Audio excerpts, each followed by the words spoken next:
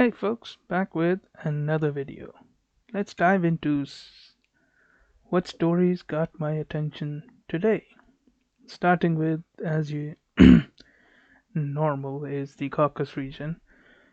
Just one day after the U.S. brokered peace deal between Armenia and Azerbaijan, new clashes broke out. Now both sides have accused the other side.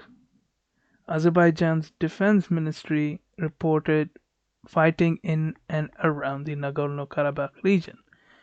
Now, the ministry said that the areas of Lachin and Gubadli had come under rocket and artillery fire from the Armenian territory, while Nagorno-Karabakh uh, local officials of Nagorno-Karabakh accuse Azerbaijan's forces of firing Smerch missiles into the residential buildings in Stepanakert, the largest city in the region.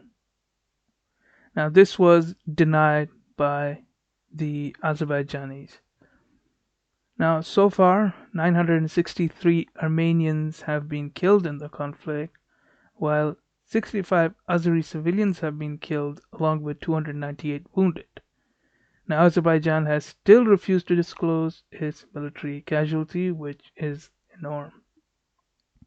Now, it seems that the two governments are itching for a full war, and the international community may find itself in a position where they just cannot maintain peace in the region, and that they will go to a full-scale war. I don't see it being stopped anytime soon unless the international community becomes strict with both the countries. Moving on, the city of Kabul faced a suicide attack, killing at least 10, uh, and another 20 were wounded, and amongst them were children. Now, this is according to the report by the Interior Ministry. Now, the explosion struck outside an education center in a heavily Shia neighborhood of western Kabul.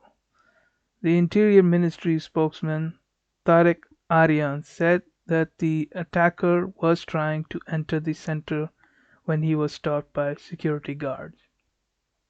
So far, no group has claimed any responsibility for the bombing. Now, earlier Saturday, a roadside bomb killed 9 people in eastern Afghanistan after it struck a minivan full of civilians, a local official said. Ghazni Province Police spokesman Ahmad Khan Sirat said that a second roadside bomb killed 2 policemen after it struck their vehicle that was making its way to the victims of the first explosion. Now, Sirat added that the bombings had wounded several others and that the attacks were under investigation. Now, no one also immediately claimed responsibility for these attacks as well. Now, Afghanistan has a long, hard road to peace. Afghanistan has been completely destroyed, not over years, but decades.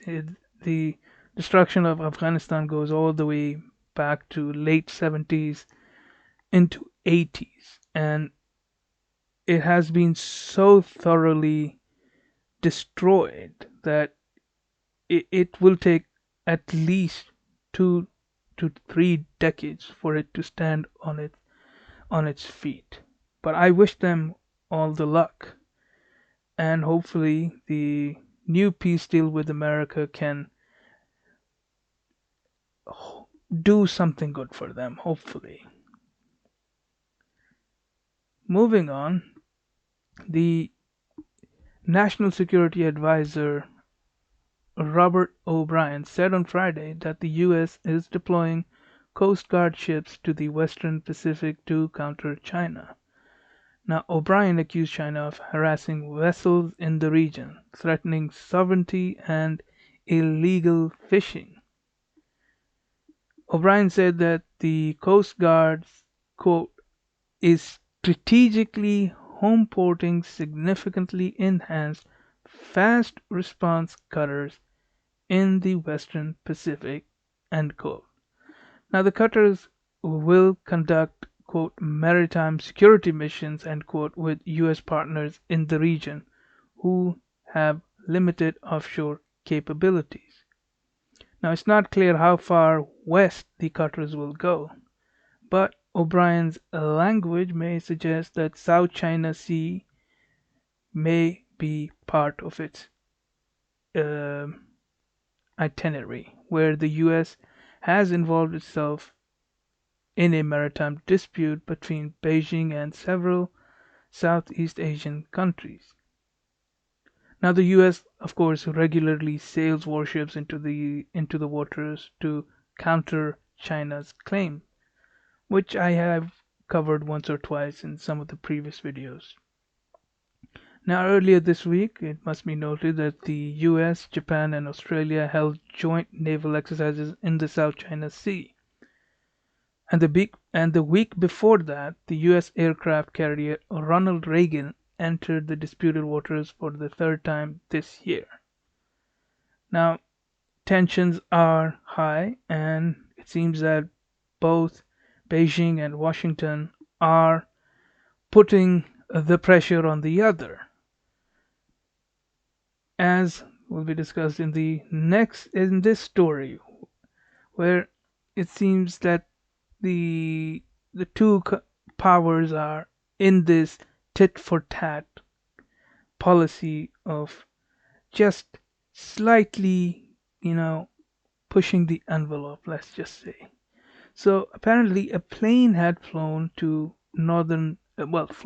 Taiwan, which the Taiwan's Air Force had denied and called this news fake news. While initially the US Air Force on Wednesday confirmed that one of its RC-135W electronic surveillance planes had been in that area at the time of the reported sighting. But on Friday, Lieutenant Colonel Tony Wickman, Director of Public Affairs for Pacific Air Forces, denied knowledge of any such incident. He just outright denied what the the U.S. Air Force had said earlier.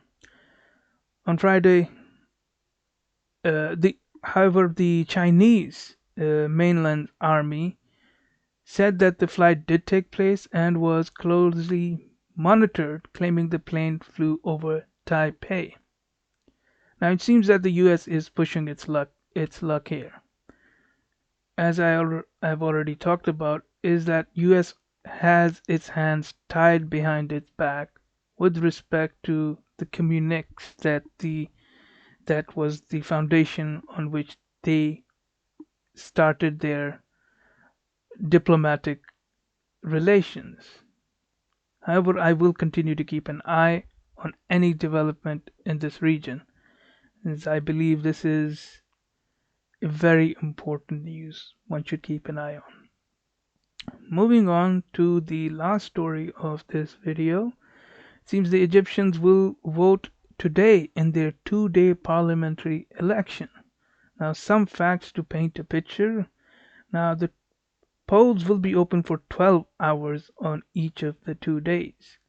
Egypt has 63 million eligible voters, and 568 seats will be determined by the voters, and an additional 28 seats will be named by President al-Sisi, making the total 596.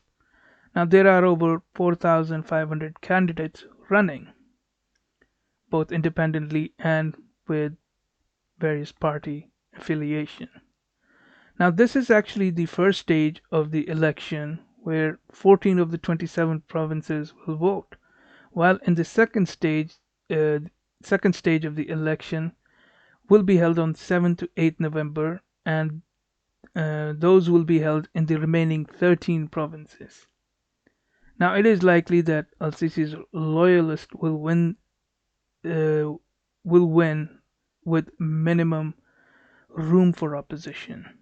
However, I believe that Egypt is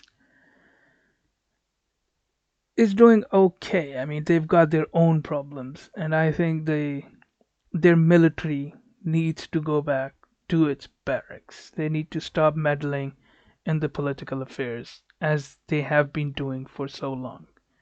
This, in my opinion, is not good for Egypt and its people and the future. Well, that's it for this video. If you like the video, then hit that like button.